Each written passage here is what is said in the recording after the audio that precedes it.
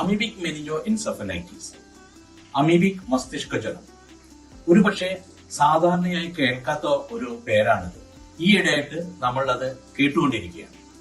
ഇത് വളരെ സാധാരണയായി എന്നാൽ വളരെ മാരകമായ ഒരു രോഗമാണിത്. നമ്മൾ ഈ കണ്ടാമിനേറ്റഡ് ആയിട്ടുള്ള ജലാശയങ്ങളിൽ നിന്നെല്ലാം കുളിക്കുക അല്ലെങ്കിൽ പെരുമാറുമ്പോഴാണ് ഈ രോഗം നമ്മളിൽ എത്തിപ്പെടുന്നത്. ഇത് ഈയിടെയായി വളരെ അധികം വ്യാപിച്ചു കാണും. സാധാരണയായി ഈ രോഗം കണ്ടുപിടിക്കാൻ ചില ഇൻവെസ്റ്റിഗേഷൻസ് ആവശ്യമാണ്. MRI ബ്രെയിൻ, CT, അതേപോലെ തന്നെ CSF study, specific antigen amoebic study and PCR തുടങ്ങിയ എല്ലാ രീതിയിലുള്ള ഇൻവെസ്റ്റിഗേഷനിലൂടെ നമുക്ക് ഈ രോഗം കണ്ടുപിടിക്കാൻ കഴിയും. ഗുരുതരമായ പല രോഗങ്ങളും നമുക്ക് പിടിപെട്ട് കഴിഞ്ഞാൽ അത് ചെറിയ രീതിയിൽ തുടങ്ങുമ്പോൾ, പക്ഷെ കുറെ കാലം കഴിയുമ്പോൾ അത് വൈദ്യശാസ്ത്രത്തിന് പോലും മാറ്റാൻ കഴിയാത്ത ഒരവസ്ഥയിൽ എത്തിച്ചേരും. അമീബ ലെഗ്ലേറി ഫൗളറി എന്ന സ്വതന്ത്രമായ ജീവനുള്ള ഈ അമീബ നമ്മൾ മലിനമായിട്ടുള്ള ജലങ്ങളിലെല്ലാം പെരുമാറുമ്പോഴോ കുടിക്കുമ്പോഴോ ഒക്കെ നമ്മുടെ മൂക്കിലൂടെ, നമ്മുടെ ഘ്രാണ ഗ്രന്ഥിയിലൂടെ ഉള്ളിലേക്ക് കയറി തലച്ചോറിൽ എത്തുകയും അവിടെയുള്ള കോശങ്ങളിൽ വീക്കവും അതേപോലെ നാശവും ഉണ്ടാക്കുന്നതാണ് സാധാരണയായി സംഭവിക്കുന്നത്.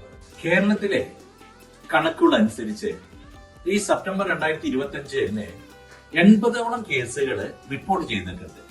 അതിൽ 20ഓളം പേര് മരണമടയുകയും ചെയ്തതായിട്ട് റിപ്പോർട്ടുണ്ട്. രോഗബാധയുണ്ടായി 1 മുതൽ 9 ദിവസത്തിനുള്ളിലാണ് സാധാരണ ലക്ഷണങ്ങൾ കാണാറ്.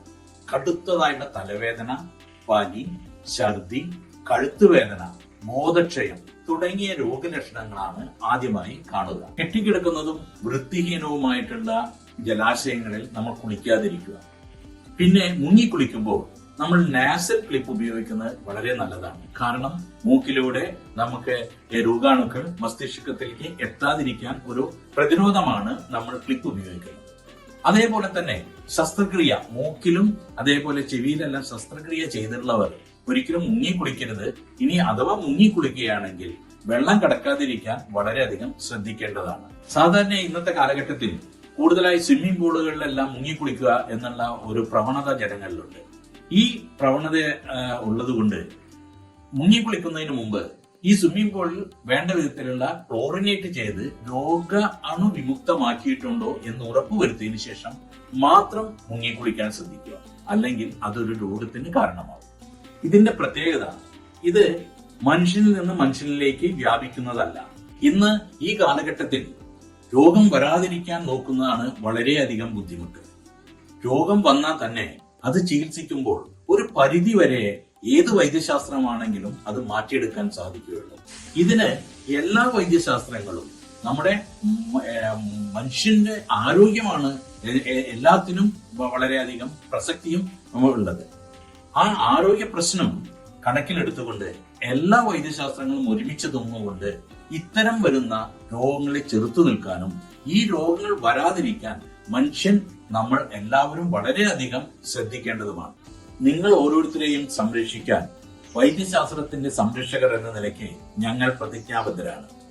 എല്ലാ വൈദ്യശാസ്ത്രങ്ങളും ഒത്തൊരുമിച്ച് നിന്നുകൊണ്ട് മാനവരാശിയിലെ ഇത്തരം രോഗങ്ങളെ ചെറുത്തു നിൽക്കാനും അതേപോലെ തന്നെ വരാതിരിക്കാനും ശ്രദ്ധിക്കേണ്ടത് അത്യാവശ്യമാണ്.